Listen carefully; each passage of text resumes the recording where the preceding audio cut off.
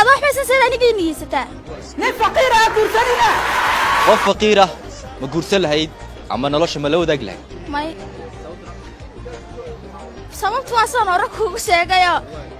anigu ma guursadeen ani haata horta qof kastaaba imika dad badan su'aashaas kala weydiisay qof kastaaba reaction gaar ka bixinay laakiin anigu sanaanu saamiyahanteeda isleeyahay anigu ma guursadeen sababtu waxay tahay qofku horta markuu naftiisa iska xaqabtiro isagoo isqoodiyo meel iska soo saaro ayuu qof kale haweysan karaa imika aad wax baysan sidaan igeeniyaysataa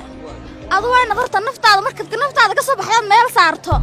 ayad markaas aniga soo dambi kartaa laakiin ima soo dambi kartid inta aanad waxba haysan sababtoo ah hadhow markaad imika waxa jirta dadka qaar oo isla baxsada waxay dhan jacayl Soomaalidu inta wax kasta sameysay kugu oranaysaa jacaylka waxa imika qof la sheegtay marka laga gurso xaq oranaysaa waa calaf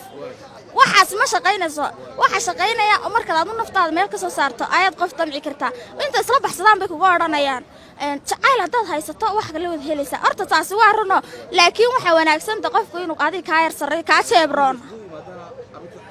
ها شاب كوانو كارون هذا لكن أدو كارون ويا دمشق دولة أساسي haddii ku raado waxbaan isku darsanayna ayadu iyo haw marwo iyo ururi wax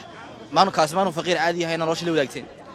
eeg lama wadaageen sababtan ku sheeg wax kasta horta way dhici karaan tan waa adduunyo marka horta waa asalo horta waxa ba sharciyaaba in uu qofku ka jeebroonaado